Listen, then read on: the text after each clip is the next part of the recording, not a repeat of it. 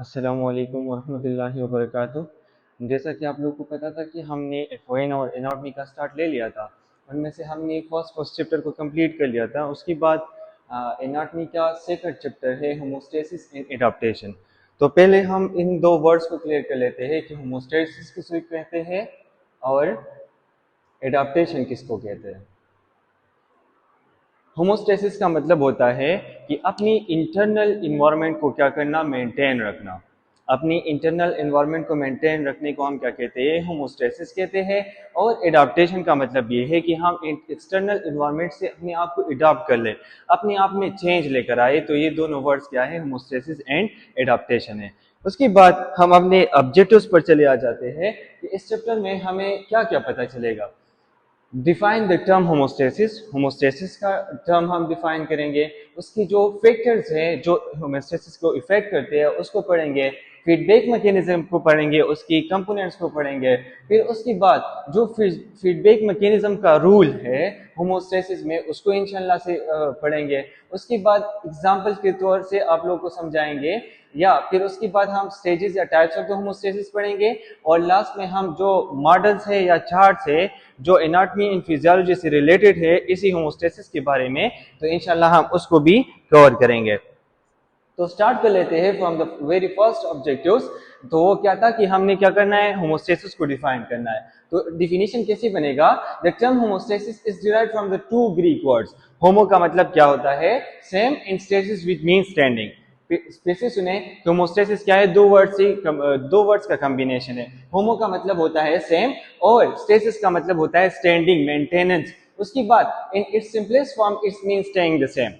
Staying the same का मतलब क्या है, एक होमोस्टेसिस है, हम अपनी इंटरनल एनवायरनमेंट को सेम रखते हैं, तो ये क्या है, होमोस्टेसिस है। It is an organism internal environment which stage the same. पहले से हम ये बात कर रहे हैं कि हम कौन सी एनवायरनमेंट के बारे में बात कर रहे हैं, तो इंसान की इंटरनल बॉडी थी, इंटरनल एनवायरनमेंट की हम बात कर रहे हैं कि वो क्या रहेगा, सेम रहेगा। तो इसको हम क्या कहते हैं, होमोस्टेसिस कहते हैं।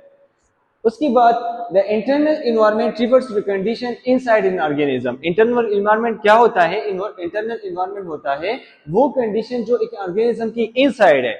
This condition remains more or less constant despite changes in the outside environment। मतलब क्या है इस बात का कि ये कंडीशन जो है या तो ये कंप्लीटली कांस्टेंट रहेगा या अपने आप को मेंटेन रखने के लिए थोड़ा बहुत कोशिश करेगा अपनी जो हमारा एक्सटर्नल एनवायरनमेंट है उसके साथ कंपेयर करने के लिए, मेंटेन करने के लिए। तो ये क्या है, होमोस्टेसिस है। In practice, it comes down to provide a stable environment for the cells of the body। Internal body को मेंटेन करना है तो हमारी इंटरनल बॉडी में क्या है, सेल्स है। तो उसी सेल्स के लिए हम एक ऐसा एनवायरनमेंट प्रोवाइड करते हैं जो कंफर्ट फील करे, वो स्टेबल एनवायरनमेंट हो। तो इसको हम क्या कहते हैं, होमोस्टेसिस कहते हैं। डिफिनीशन कैसे बनेगा, the maintenance of the internal environment within the narrow limit is called homeostasis. अपनी बॉडी की इंटरनल इन्वायरमेंट को एक लिमिट के अंदर रखना। नैरो लिमिट का मतलब ये है एक रेंज देना कि ये हमारा बॉडी सिस्टम जो है इसी रेंज में काम करेगा। इससे अगर हम इसकी रेंज को या एक्सीड करेंगे या कम करेंगे तो हमारा जो होमोस्टेसिस का प्रोसेस है वो डिस्टर्ब होगा। तो डिफिनीशन क्या है, the maintenance of the internal environment within a narrow limit is known as the homeostasis. उसके बाद जो फैक्टर्स थे जो होमोस्टेसिस को इफेक्ट करते थे, तो उसमें से फर्स्ट क्या है, डिसईज है। डिसईज का मतलब आप लोगों को पहले पता है, हमने पहले वाले लेक्चर्स में इसको क्लियर किया था कि डिसईज क्या है। डिसईज का मतलब ये है कि इंसान की बॉडी में पैथोलॉजिकल चेंजेस आए हुए हैं। पैथोलॉजिकल चेंजेस का मतलब ये है कि कोई एजेंट आया हुआ है और उसने बॉडी की इंटरनल एनवायरनमेंट को क्या किया है, चेंज किया है। तो इसको हम क्या कहते हैं, डिजीज कहते हैं। तो डिजीज क्या करता है, होमोस्टेसिस पर इफेक्ट लाता है। कैसे इफेक्ट लाता है, अब फॉर एग्जांपल हमारी बॉडी में एक डिजीज है, फॉर एग्जांपल टीबी है, तो उसकी वजह से हमें कफिंग होगी, हमें नाइट स्वेट होगा, फीवर होगी। तो ये डिजीज है हमारे नॉर्मल इन्वायरमेंट को, हमारे इंटरनल इन्वायरमेंट को चेंज कर लिया। तो ये एक फैक्टर है क्या, होमोस्टेसिस के लिए। The second one is stress. Stress क्या है, बॉडी में जब इंसान पर स्ट्रेस आता है तो कार्टिसोल लेवल इंक्रीज हो जाता है। कार्टिसोल लेवल इंक्रीज तो इंटरनल बॉडी का जो मेंटेनेंस है वो चेंज हो गया, तो homeostasis effect. The third one is lifestyle. वही डिजीज की बात पर कर लेते हैं कि फॉर एग्जांपल किसी को टीबी है या कोई और डिजीज है तो वो बेड पर रहेगा। बेड पर रहेगा तो मतलब क्या है कि लाइफस्टाइल क्या हो गया, सेडेंटरी लाइफस्टाइल में कन्वर्ट हो गया। तो sedentary lifestyle is also affecting the homeostasis. उसके बाद इंजरी की बात करते हैं कि फॉर एग्जांपल किसी ने एक्सीडेंट कर लिया या कोई और उसको क्या आ गई, कोई इंजरी हो गई उसकी वजह से, तो वो बेड में रहेगा या अपनी नॉर्मल रूटीन से क्या करेगा, साइड पर हो जाएगा। तो मतलब क्या है कि इंजरी भी होमोस्टेसिस को क्या कर लेती है, इफेक्ट कर लेती है। उसके बाद अगर हम डिहाइड्रेशन की बात करें, डिहाइड्रेशन का मतलब क्या है कि वाटर ना होना। तो वाटर तो या तो कंप्लीटली वाटर अवेलेबल नहीं है या दो कंडीशन में हो सकते हैं कि फॉर एग्जांपल वॉमिट हो रही है या अगर हम कहें तो डायरिया हो रहा है। ये दोनों कंडीशन भी क्या करते हैं, डिहाइड्रेशन काज कर लेते हैं। तो किसी की बॉडी में क्या है, डिहाइड्रेशन है, तो इंटरनल एनवायरनमेंट चेंज, तो मतलब क्या है कि होमोस्टेसिस को इफेक्ट करता है। उसके बाद अगर हम बात करें जेनेटिक फैक्टर की, तो जेनेटिक फैक्टर क्या है कि बॉडी के हार्मोन्स लेवल चेंज हो रहे हैं। हार्मोन्स लेवल एक पेरेंट्स या कोई किसी पेशेंट के पेरेंट्स में, उनकी फैमिली में एक डिजीज चलता आ रहा है और उस डिजीज का काम क्या है कि हार्मोन बैलेंस को इम्बैलेंस करवाना है। तो मतलब क्या है कि जेनेटिक फैक्टर भी क्या है, होमोस्टेसिस को इफेक्ट कर सकता है। उसके बाद अगर हम आउटसाइड टेम्परेचर की बात करें, अगर हमारा जो एनवायरनमेंट है वो कूल्ड है तो हमारा होमोस्टेसिस एक तरीके से होगा। अगर हम बात करें कि हमारा टेम्परेचर क्या है, वार्म है, समर कंडीशन है, तो फिर क्या होगा कि हमारा होमोस्टेसिस दूसरी कंडीशन से होगा। तो मतलब क्या है कि टेम्परेचर भी होमोस्टेसिस पर इफेक्ट करता है। अब जो हमारा इसी चैप्टर में मेन टॉपिक है तो वो फीडबैक मैकेनिज्म है। फीडबैक मैकेनिज्म क्या है, ये एक फिजियोलॉजिकल लूप है that brings the body either toward or away from the normal steady state. अब फीडबैक मैकेनिज्म क्या है, ये एक फिजियोलॉजिकल लूप है। फिजियोलॉजिकल लूप का मतलब ये फिजियोलॉजिकल मैकेनिज्म है। फिजियोलॉजिकल मैकेनिज्म है तो क्या करेगा, या बॉडी को नॉर्मल की तरफ लेकर आएगा या बॉडी को नॉर्मल से अपोजिट साइड पर लेकर आएगा एक कंटिन्यूअस मिकदार में। तो इसको हम क्या कहेंगे, फीडबैक मैकेनिज्म कहते हैं। फीडबैक मैकेनिज्म दो तरीके से आगे आ रहा है कि पॉजिटिव फीडबैक मैकेनिज्म है और नेगेटिव फीडबैक मैकेनिज्म है। तो पॉजिटिव फीडबैक मैकेनिज्म कौन सा होगा कि फॉर एग्जांपल एक कंडीशन बॉडी में इंक्रीज हो रहा है तो जो फीडबैक मैकेनिज्म एक्टिव हो जाएगा, मतलब पॉजिटिव फीडबैक शुरू करेगा, तो उसका जो इफेक्ट है तो वो भी इंक्रीज हो जाएगा। कि फॉर एग्जांपल अगर बॉडी में एक सिचुएशन है वो इंक्रीज हो रहा है, हार्मोन लेवल इंक्रीज हो रही है और दूसरा बॉडी पर उसका इफेक्ट क्या है, उसको कम करवाना है, तो ये क्या है, नेगेटिव फीडबैक मैकेनिज्म है। तो ये दो टाइप्स हैं, हम आगे इंशाल्लाह इसको कवर करेंगे। The feedback mechanism also referred to as the feedback loop. ये फीडबैक मैकेनिज्म को हम फीडबैक लूप भी कहते हैं या मैकेनिज्म भी कहते हैं। Either amplifies a certain biological pathway or inhibited. ये क्या करता है, एम्पलीफाइज का मतलब ये ज्यादा करता है एक बायोलॉजिकल पाथवे को। जिस तरह के हमने पॉजिटिव फीडबैक की बात कर ली कि एक इंक्रीज होता है तो दूसरा भी इंक्रीज होता है, या इनहिबिट करता है इसको, मतलब क्या कि एक बॉडी की सिचुएशन इंक्रीज हो रही है तो दूसरा कम हो रहा है, इनहिबिट हो रहा है, तो ये नेगेटिव मैकेनिज्म थी। तो ये फीडबैक मैकेनिज्म में ये दोनों प्रोसेस होते हैं। उसके बाद this pathway most commonly return the body to homeostasis. जो फीडबैक मैकेनिज्म है तो ये बॉडी को क्या करता है, होमोस्टेसिस की तरफ लेकर आता है। होमोस्टेसिस क्या था, इंटरनल बॉडी को मेंटेन करना। When there is a single change in a system an alarm is triggered. अब इंपॉर्टेंट पॉइंट शुरू हो रहे हैं कि जब हमारे सिस्टम में कोई चेंज आ जाता है, स्टिमुलस आ जाता है, स्टिमुलस आ गया तो अलार्म सिस्टम एक्टिवेट हो गया, अलार्म सिस्टम ट्रिगर्ड हो गया या एक्टिवेट हो गया, which means the feedback loop to start। मतलब क्या है कि फीडबैक मैकेनिज्म को स्टार्ट होना है। The output either supports or hinders the modification। वही बात है कि जो इसका आउटपुट था या तो इसको सपोर्ट करेगा, मतलब एक इंक्रीज तो दूसरा भी इंक्रीज, पॉजिटिव फीडबैक मैकेनिज्म, और हिंडर्स द मॉडिफिकेशन, या एक इंक्रीज तो दूसरा डिक्रीज, मतलब नेगेटिव मैकेनिज्म और इसको डिक्रीज करेगा, हिंडर करेगा। उसकी बात यही वाला जो कंपोनेंट्स है फीडबैक मैकेनिज्म की, तो कौन कौन से हैं कि स्टिमुलस आ गया, बॉडी में कोई चेंज आने के लिए कोई एजेंट रिक्वायर्ड होता है, उसको हम क्या कहते हैं, स्टिमुलस। जो एजेंट बॉडी में चेंज लेकर आता है उसको क्या कहते हैं, स्टिमुलस। तो स्टिमुलस को डिटेक्ट करने का काम किसका है, रिसेप्टर का है। रिसेप्टर ने उसको डिटेक्ट कर लिया, फिर सेंट्रल नर्वस सिस्टम को इसको भेज देगा। सेंट्रल नर्वस सिस्टम क्या करेगा, रिफ्लेक्टर को कहेगा कि आपने क्या करना है, ये काम करना है। इफेक्टर का काम क्या होता है, रिस्पांस शो करना होता है। रिसेप्टर का काम क्या काम होता है, उसको एक्सेप्ट करना होता है। जो स्टिमुलस आया है तो उसको रिसेप्ट करना, उसको एक्सेप्ट करना, ये क्या है, रिसेप्टर का काम है। अब क्या है कि स्टिमुलस आ गया, फॉर एग्जांपल कोई एजेंट है बॉडी में आ गया, रिसेप्टर ने फॉर एग्जांपल हमारा स्किन है, उसने उसको डिटेक्ट कर लिया, डिटेक्ट करने के बाद सिग्नल ब्रेन को चला गया या स्पाइनल कॉर्ड को चला गया। उसके बाद उसने दो चीजों को क्या करना है, कहना है कि आपने क्या करना है, रिस्पॉन्स शो करना है, या तो वो मसल्स होंगे या ग्लैंड्स होंगे, ये दोनों क्या करेंगे, इफेक्ट शो करेंगे। अब फॉर एग्जांपल हमारे साथ कोई भी एजेंट है, फिर से सुन ले कि हमारे साथ कोई भी एजेंट है बॉडी में आ गया, तो हमारे सेंसरी सिस्टम ने उसको क्या कर लिया, डिटेक्ट कर लिया। अब प्रोसेसिंग के लिए क्या पर जाएंगे, सेंट्रल नर्वस सिस्टम में जाएंगे, जहां पर ब्रेन और स्पाइनल कॉर्ड इंक्लूड है, और उसके बाद जो हमारा इफेक्टर है तो वो क्या करेगा, उसको रिस्पॉन्स शो करेगा। अब हम इस एक एक को पढ़ते हैं कि स्टिमुलस क्या है। पहले हमने आसान अल्फाज में ऐसे बताया कि स्टिमुलस वो एजेंट जो बॉडी में चेंज लेकर आता है उसको हम क्या कहते हैं, स्टिमुलस कहते हैं। Stimulus is something which can cause changes in the system including the variable।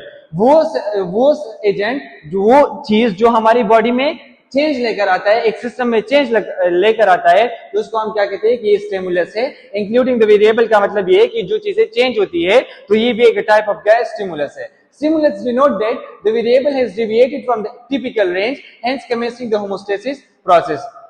जो स्टिमुलेंट्स है, जो हमारा स्टिमुलस है, तो स्टिमुलेंट्स हमें क्या बताते हैं, स्टिमुलस हमें ये बताते हैं कि हमारी बॉडी की वेरिएबल्स क्या हो रहे हैं, चेंज हो रहे हैं। तो जब हमारी बॉडी की वेरिएबल एक नैरो लिमिट से, एक रेंज से क्या हो जाते हैं, एक्सीड हो जाते हैं या कम हो जाते हैं, तो क्या होना चाहिए, फीडबैक मैकेनिज्म स्टार्ट होना चाहिए।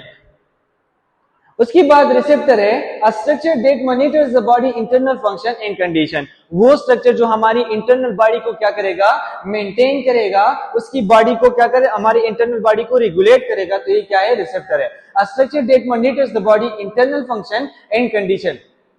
जो बॉडी के इंटरनल फंक्शन होते हैं या जो हमारी बॉडी की इंटरनल कंडीशन है, उसको मॉनिटर करने का काम किसका है, रिसेप्टर का है।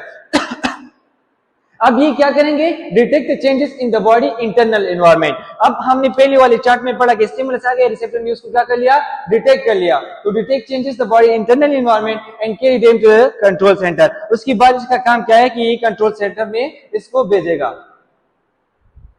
कंट्रोल सेंटर हमारे साथ क्या था, कंट्रोल सेंटर हमारे साथ central nervous system, spinal cord या ब्रेन। अब ये इसके साथ क्या करेगा, ये इसको प्रोसेस करेगा और किसको कहेगा कि आपने रिस्पांस शो करना है, इफेक्टर को कहेगा या मसल से या ग्लैंड से कि आप अपना क्या कर ले, रिस्पांस शो कर ले।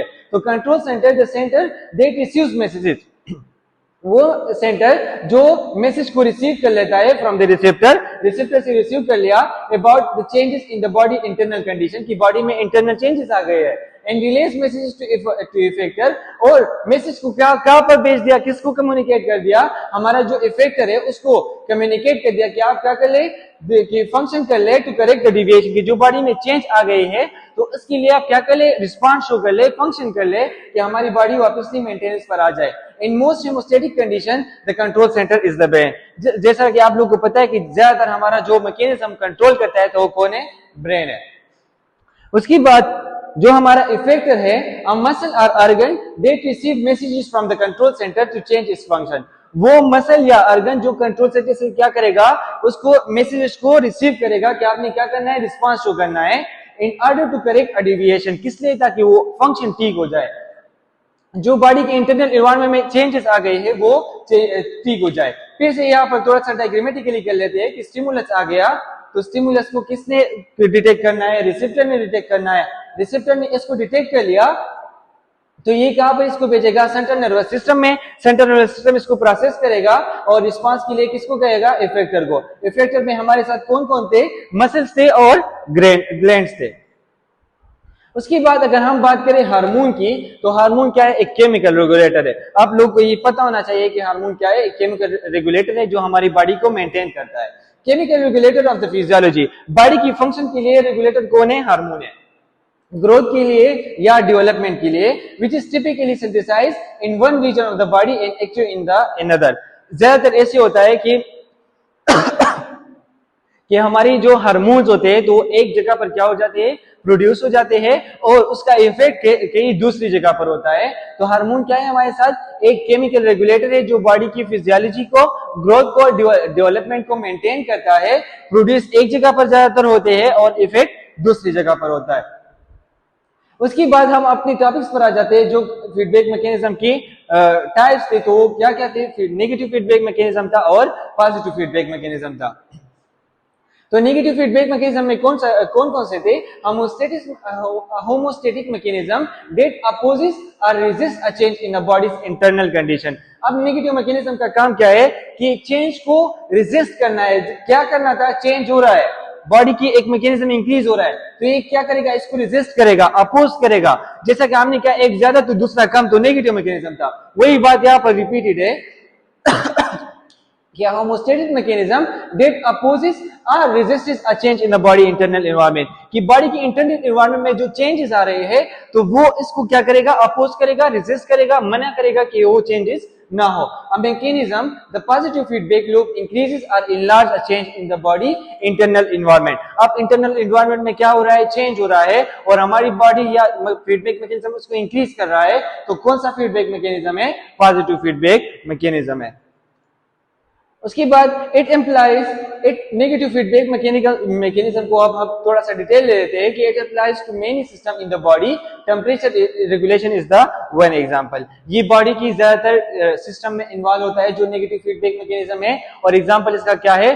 थर्मो रेगुलेशन है। जिस तरह की टेम्परेचर इंक्रीज होता है तो जो हमारा थर्मो रेगुलेटरी सिस्टम है इन द ब्रेन, हाइपोथैलेमस, उसको डिटेक्ट कर लेता है। क्या कर लेता है? बॉडी को शो कर देता है उसको, हमारी ग्लैंड्स को, इफेक्टर्स को, कि अब क्या कर ले? वेजोडाइलेशन कर ले, विसस को डायलेट कर ले ताकि वो सरफेस पर आ जाए और उसकी जो कैपेसिटी है, वो स्पेस है, वो इंक्रीज हो जाए, और उससे जो इवापोरेशन से जो वाटर से तो वो सरफेस पर आ जाए और इवापोरेट हो जाए, ताकि हमारी बॉडी क्या आ जाए? नॉर्मल कंडीशन पर आ जाए। तो ये बॉडी की टेम्परेचर इंक्रीज होने की सूरत में ऐसा होता है। जब बॉडी का टेम्परेचर डिक्रीज होता है तो फिर क्या होता है कि वेजो कंस्ट्रिक्शन होती है, बॉडी से फ्लूइड्स की जो एक्सट्रैक्शन थी, जो इवापोरेशन होने के लिए बॉडी के से वाटर का रिमूव होना था, वो नहीं होता है क्योंकि वेजो कंस्ट्रिक्शन हो जाती है। तो इस वजह से बॉडी का टेम्परेचर क्या हो जाता है? हाई हो जाता है।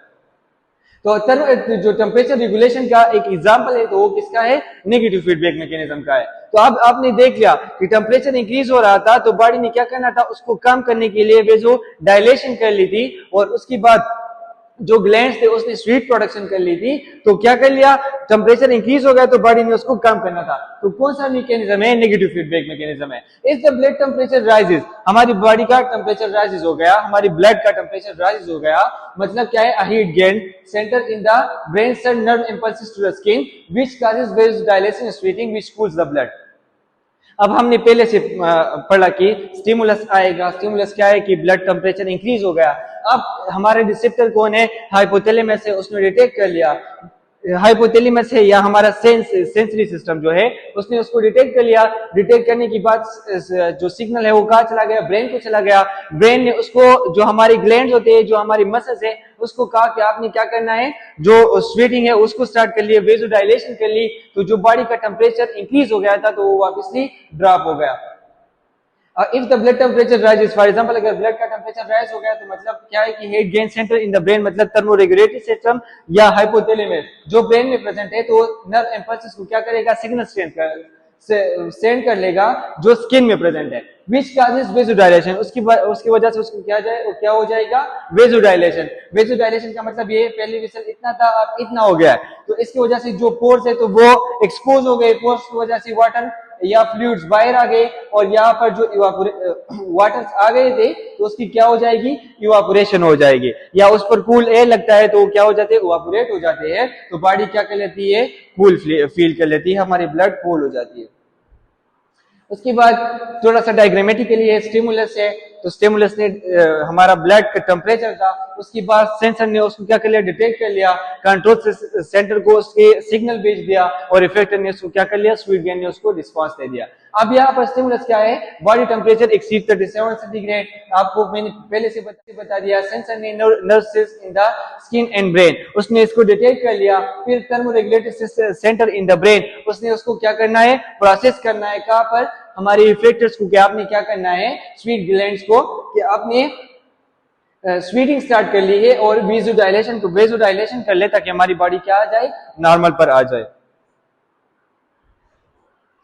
If the blood temperature falls, ये तो हमने पढ़ा कि जब टेम्परेचर इंक्रीज होता है। अब जब टेम्परेचर डाउन हो जाता है तो तब क्या होता है, it stimulate a heat loss centre, heat loss centre, heat gain centre is thermoregulatory centre and thermoregulatory system is hypothalamus. It stimulates a heat loss centre in the brain में hypothalamus को एक्टिवेट कर लिया, which sends impulses to the skin, उसने जो हमारा signal है उसको skin को सेंड कर लिया ताकि आप क्या कर लो, वेजो कंस्ट्रिक्शन कर लो। वेजो कंस्ट्रिक्शन का मतलब क्या है, पहले वेजो डायलेशन था, अब वेजो कंस्ट्रिक्शन है। वेजो कंस्ट्रिक्शन का मतलब ये पहले वेट ज्यादा था, अब वेट कम हो गया। तो वेट कम होने की वजह से यहाँ पर जो पोर्स थे वो भी स्मॉल हो गए, मतलब बिल्कुल कम होने के बिल्कुल खत्म हो गए। तो खत्म होने की वजह से जो फ्लूइड का रिमूवल थी, ऑस्मोसिस थी, वो प्रोसेस स्टॉप हो गए। तो प्रोसेस स्टॉप होने की वजह से हमारी ब्लड क्या हो गई, वार्म अप हो गई, और हमारा जो टेम्परेचर का लॉस हो रहा था वो अब नहीं हो रहा है। It stimulates a heat loss center in the brain which sends impulses to the skin, causing vasoconstriction and cessation of the sweating. और जो स्वेटिंग हो रहा था तो उसको भी स्टॉप कर लिया। This changes reduced heat loss from the skin. जो हमारे स्किन से वेट लॉस हो रहा था स्वेटिंग के जरिए से, तो वो क्या हो गया, रिड्यूस हो गया, कम हो गया। The warmer or cooler blood provides a negative feedback mechanism to the thermoregulatory center in the brain. मतलब क्या है इसका कि या हमारा ब्लड कूल है या वार्म है, तो मतलब क्या है कि इसने नेगेटिव सिस्टम को एक्टिवेट करना है, कहां पर, हमारी ब्रेन में, हमारे थर्मोरेगुलेटरी सेंटर में। नेगेटिव फीडबैक मैकेनिज्म, ये कौन सा मैकेनिज्म है, प्राइमरी होमोस्टैटिक मैकेनिज्म। एमसीक्यूज के लिए इंपॉर्टेंट है कि which one is the positive या प्राइमरी होमोस्टैटिक मैकेनिज्म, तो वो नेगेटिव फीडबैक मैकेनिज्म है। That keeps a variable close to a particular value और सेट पॉइंट। एक वैल्यू को सेट पॉइंट पर या पार्टिकुलर वैल्यू तक रखने के लिए जो मैकेनिज्म एक्टिवेट होता है तो वो नेगेटिव फीडबैक मैकेनिज्म है। अ homeostatic mechanism has 3 component, sensor, उसके बाद रेगुलेटरी सिस्टम और इफेक्टर। जो स्टिमुलस आता है तो सेंसर उसको क्या करेगा, रिसीव करेगा, रेगुलेटरी सेंटर को या हमारा जो सेंट्रल नर्वस सिस्टम था उसको भेजेगा, उसको प्रोसेस करेगा, वो कहेगा इफेक्टर को कि आपने क्या करना है, रिस्पांस शो करना है। The sensor detect a change in the environment, the regulatory center activates the effector and the effector reverts the change and brings condition back to the normal. Sensor ने उसको सेंस कर लिया जो हमारा receptor है, उसके बाद कंट्रोल सेंटर ने इसको प्रोसेस कर लिया और इफेक्टर से कह दिया। इफेक्टर का काम क्या है कि वो फंक्शन कर ले कि जो हमारा बॉडी का जो टेम्परेचर इंक्रीज हो रहा था तो उसको डिक्रीज कर ले। तो ये कौन सा मैकेनिज्म है, नेगेटिव फीडबैक मैकेनिज्म है। Another example अगर हम इसकी बात करें, another example of the negative feedback is the control of the hormone estrogen. Hormone जो है एस्ट्रोजन हार्मोन है, तो उसको जो कंट्रोल है उसको मेंटेन करने के लिए भी कौन सा सिस्टम एक्टिवेट होता है, नेगेटिव फीडबैक मैकेनिज्म। अब कैसे होता है कि जो हमारा पिट्यूटरी ग्लैंड है तो वो फॉलिकल स्टिमुलेटिंग हार्मोन को क्या करता है, सिक्रीट करता है। जो फॉलिकल स्टिमुलेटिंग हार्मोन है तो वो क्या करता है, डेवलपमेंट ऑफ द ओवेरियन, जो ओवरीज की फॉलिकल्स बनते हैं तो उनकी डेवलपमेंट के लिए क्या है, जरूरी है। और अब इसका एक और फंक्शन भी है कि ओवरीज से क्या करता है, एस्ट्रोजन को प्रोड्यूस करवाता है। तो अब क्या हो गया कि प्राइमरी जो हमारा पिट्यूटरी ग्लैंड है उसने फॉलिकल स्टिमुलेटिंग हार्मोन को प्रोड्यूस कर लिया, वो क्या करेगा, ओवेरियन फॉलिकल्स को प्रमोट करेगा कि वो बन जाए, और उसके रिजल्ट में एस्ट्रोजन ओवरीज क्या करेगा, एस्ट्रोजन की प्रोडक्शन होगी। तो अब estrogen acts on the uterus and cards lining to thicken. ये एस्ट्रोजन का फंक्शन है, एमसीक्यूज के लिए इंपॉर्टेंट है कि एस्ट्रोजन क्या करेगा, यूटेरस पर फंक्शन करेगा, और उसकी जो लेयर्स होते हैं, जिस तरह की मोस्ट इंपॉर्टेंट उसमें क्या है, मायोमेट्रियम है, तो उसको क्या करेगा, थिकन करेगा। जब हमारी इंशाल्लाह और हम आगे जाएंगे, सिस्टम में जाएंगे, तो ये सारे वर्ड्स वहां पर क्लियर हो जाएंगे कि एस्ट्रोजन का काम क्या है, यूटेरस पर काम करता है, उसकी जो लेयर्स है उसको थिक करवाता है।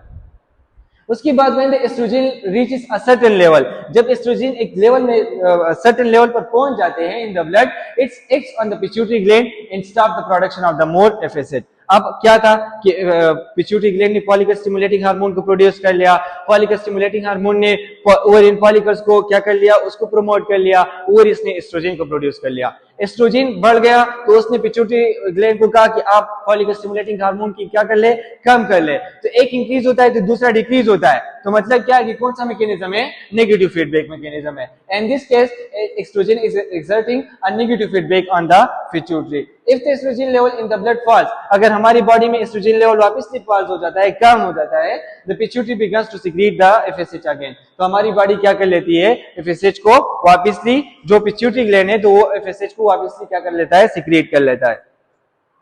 इसके बाद पॉजिटिव फीडबैक मैकेनिज्म है. तो पहले आपको पता होना चाहिए कि पॉजिटिव फीडबैक मैकेनिज्म में क्या होगा कि जब वन सिस्टम इंक्रीज होगा तो दूसरा भी उसके साथ क्या होगा, इंक्रीज होगा. अब कैसे होता है, positive feedback mechanism is a mechanism that brings about a change in the same direction. Same direction का मतलब ये है कि एक इंक्रीज होता है तो दूसरा भी उसके साथ इंक्रीज होगा, एक डिक्रीज होता है तो दूसरा भी उसके साथ क्या होगा, डिक्रीज होगा. तो ये क्या है, सेम डायरेक्शन में एक ब्रिंग्स चेंज लाना है.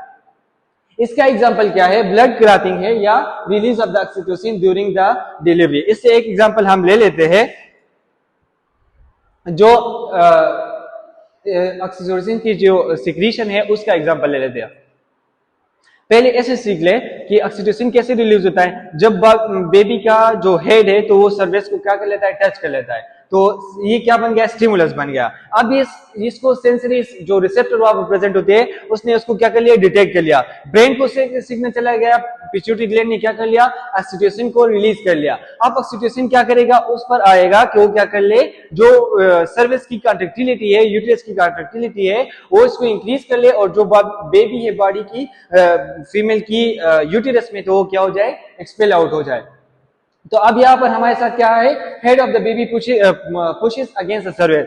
जो हेड है बेबी का, उसने सर्विस को क्या कर लिया, टच कर लिया. उसके बाद नर्व इम्पल्सेस ने इसको क्या कर लिया, डिटेक्ट कर लिया और ब्रेन को सेंड कर लिया. Brain stimulates the pituitary gland. Brain ने क्या कर लिया, ग्लैंड्स को स्टिमुलेट कर लिया, पिट्यूटरी ग्लैंड को, कि आप क्या कर ले, ऑक्सीटोसिन को सीक्रेट कर ले. ऑक्सीटोसिन का काम क्या है कि वो ब्लड में आ जाएगा, कहां तक, यूटेरस तक. अब ये क्या करेगा, ऑक्सीटोसिन स्टिमुलेट यूटेराइन कंट्रैक्शन, जो यूटेरस की कंट्रैक्शन है वो स्टार्ट हो जाएगी. और जो बेबी का बॉडी है तो वो फीमेल की बॉडी से एक्सपेल होना स्टार्ट कर लेगी और उसका जो प्रेशर है वो इंक्रीज हो जाएगा.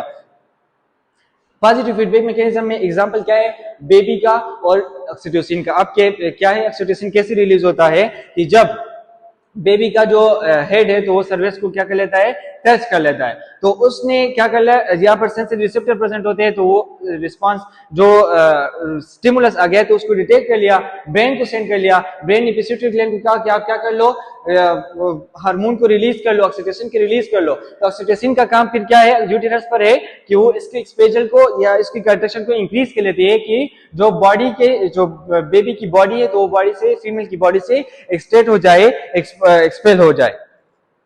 तो ये पॉजिटिव फीडबैक मैकेनिज्म का एक एग्जांपल था. अगर हम रूल ऑफ द होमोस्टेसिस के बारे में बात करें कि जो होमोस्टेसिस है तो वो क्यों जरूरी है, the living process in the cell depend on the activity of the enzyme.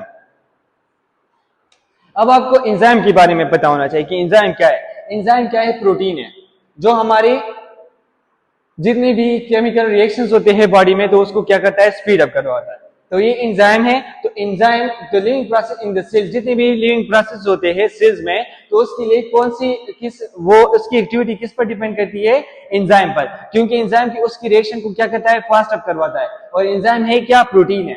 This enzyme work best in specific condition. तो ये एंजाइम जो है ये बेस्ट फंक्शन तब करता है जब इसकी कंडीशन क्या हो, ठीक हो, एक ऑप्टिमम कंडीशन में हो. सच एज दूस of the temperature and pH. Temperature और पीएच क्या होगा, नॉर्मल कंडीशन में होगा तो एंजाइम क्या करेगा, अपना फंक्शन करेगा. वो ऑलमोस्ट 35 से लेकर 40 तक होता है, या 37 या 38 इस तरह. Any change in this condition affects the function of the enzyme and may lead to a death of the cells or ultimately the whole organism. अब फॉर एग्जांपल अगर बॉडी का जो टेम्परेचर है वो 40 से इंक्रीज होना स्टार्ट हो जाता है तो उसके बाद क्या होता है कि जो एंजाइम की है तो वो डिस्ट्रक्शन स्टार्ट हो जाती है. डीनेचुरेशन भी उसको कहते हैं. डीनेचुरेशन मीन कि वो प्रोटीन है जो एंजाइम है तो उसका जो स्ट्रक्चर है वो ब्रेक डाउन होना शुरू हो जाता है. ब्रेक डाउन होना शुरू हो जाता है तो इंसान असल में बना ही किस चीज से है, प्रोटीन से है. जो हमारे लिविंग रिएक्शंस या केमिकल रिएक्शंस होते हैं तो वो भी एंजाइम पर वो डिपेंड करते हैं. तो बॉडी क्या हो जाएगी, खत्म हो जाएगी. मतलब क्या है कि या तो सेल डेथ हो गया, तो सेल डेथ मतलब क्या है कि होल ऑर्गेनिज्म खत्म. तो होमोस्टेसिस इसलिए जरूरी है. This is why the internal environment needs to be regulated and keep constant. इसलिए जरूरी है कि इंटरनल एनवायरनमेंट को क्या कर लिया जाए, एक कांस्टेंट, एक रेगुलेटेड अमाउंट में रखा जाए. In fact, the internal conditions are not absolutely constant, but allow to vary within very narrow limit. ये हकीकत नहीं है कि आप उसको कंप्लीटली क्या कर ले, एक कांस्टेंट पर रख ले, लेकिन हमने पहली बात की थी कि हम इसको क्या करते हैं, एक रेंज में लिखते हैं कि एक लिमिट होगा कि फॉर एग्जांपल जिस तरह कि आपने नहीं कहा कि 35 से लेकर 40 तक फॉर एग्जांपल क्या है टेम्परेचर जो है वो क्या है, स्पेसिफिक है, ऑप्टिमम टेम्परेचर एक प्रोटीन के लिए, एक एंजाइम के लिए, तो ये क्या है, एक रेंज है। तो इस तरह एक स्पेसिफिक कंडीशन नहीं होता है, स्पेसिफिक तरीके से हम उसको कांस्टेंट नहीं रख सकते हैं, लेकिन एक रेंज रख लेते हैं, नैरो रेंज रख देते हैं। ह्यूमन बॉडी टेम्परेचर, अगर हम एग्जांपल ले ले बॉडी के टेम्परेचर का, तो वो वेरीज करता है 36.1 से लेकर 37.8 सेल्सियस तक। द एवरेज टेम्परेचर कितना है, 36.8 सेंटीग्रेड है। तो ये क्या है, एक रेंज हमने रख लिया है कि इसी के बीच में रहेगा, इससे एक्सीड करेगा तो होमोस्टेसिस डिस्टर्ब होगा। There is no specific organ which controls homeostasis except possibly the brain. ज्यादातर बॉडी में जो होमोस्टेसिस कंट्रोल करता है तो कौन करता है, ब्रेन करता है। और भी ऑर्गन करते हैं जिस तरह की the skin, kidney, liver, endocrine system, nervous system and sensory system all play a part in maintaining the internal environment within the narrow limit. जो हमारी स्किन है या किडनी है या लिवर है, जो एंडोक्राइन सिस्टम है या नर्वस सिस्टम है, वो भी अपना पार्ट क्या करते हैं, प्ले करते हैं, लेकिन जितना ब्रेन की इन्वॉल्वमेंट है तो उतना उसकी इन्वॉल्वमेंट नहीं है। एग्जांपल ऑफ द होमोस्टेसिस क्या है,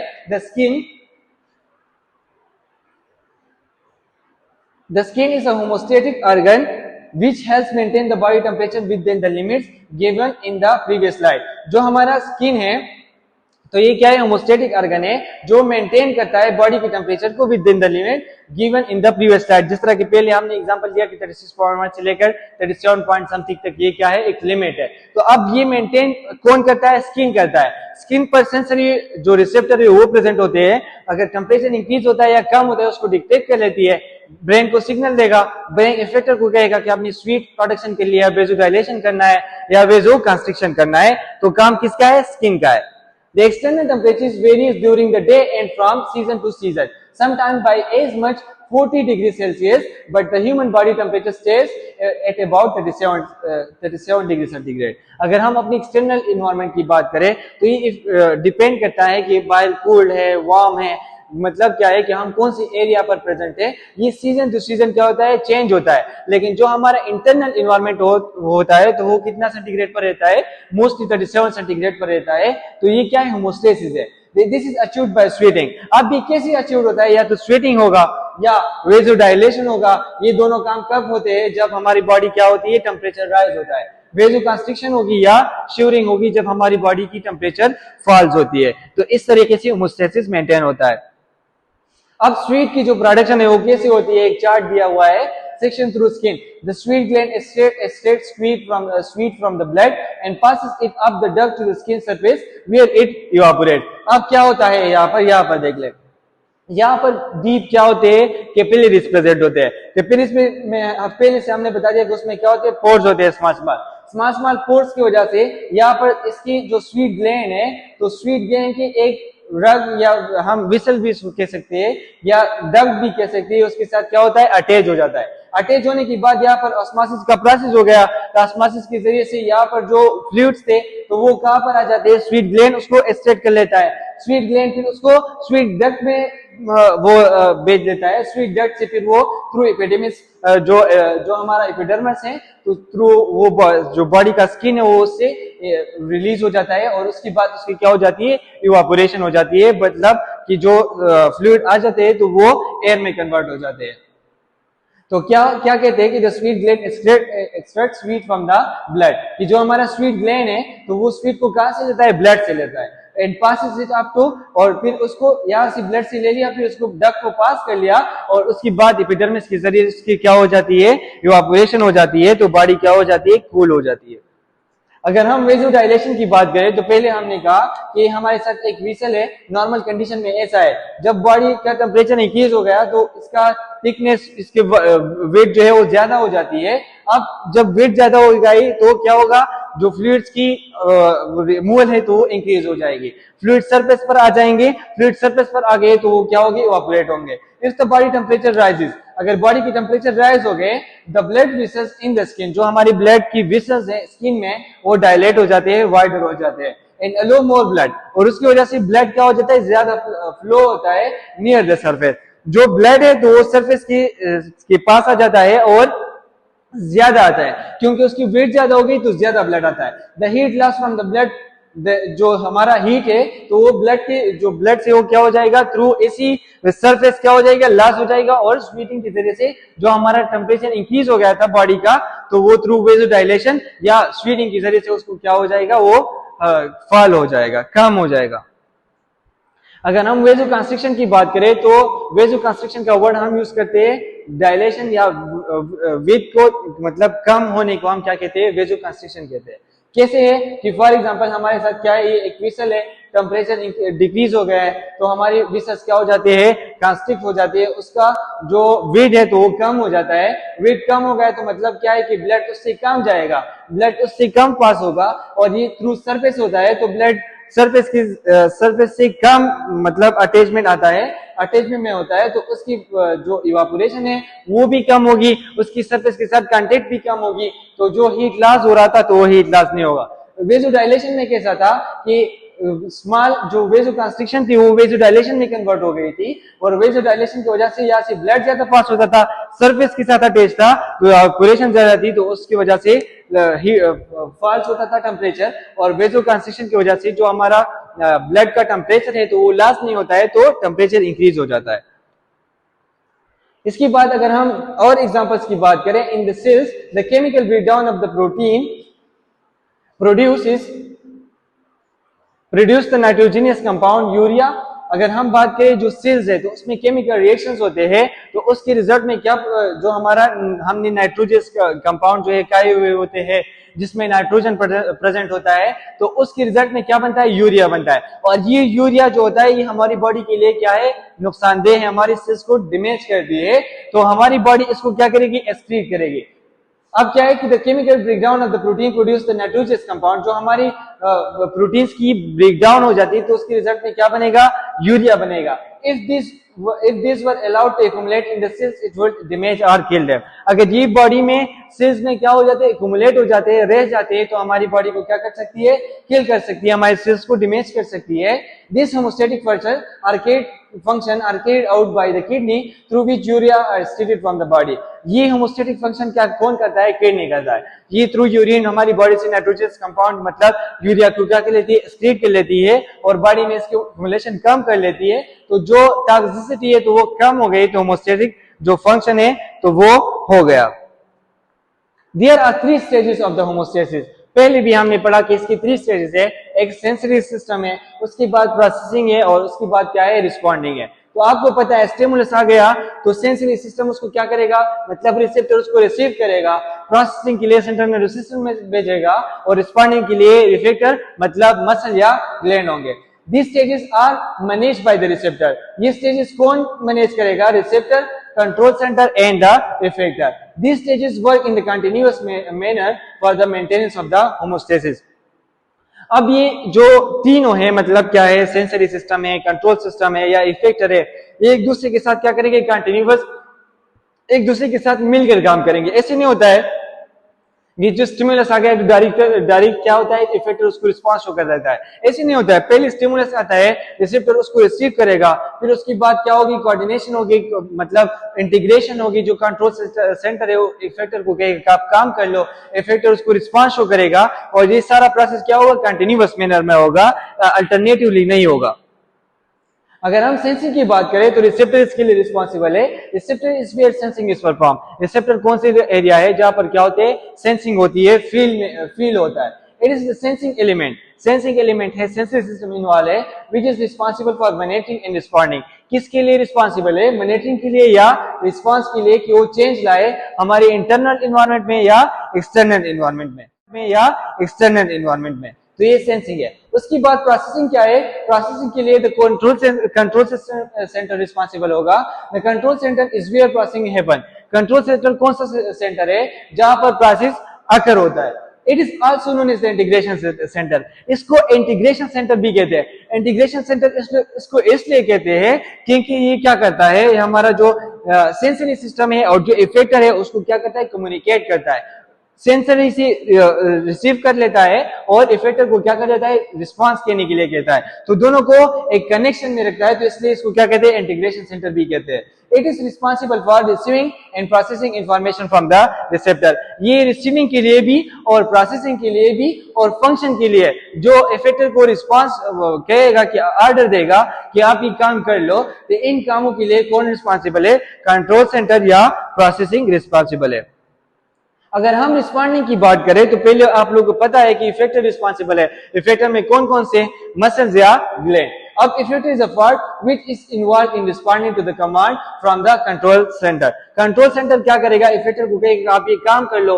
अब काम करने के लिए मसल्स होंगे या ग्लैंड्स होंगे। It may be either enhance और अपोज द स्टिमुलस।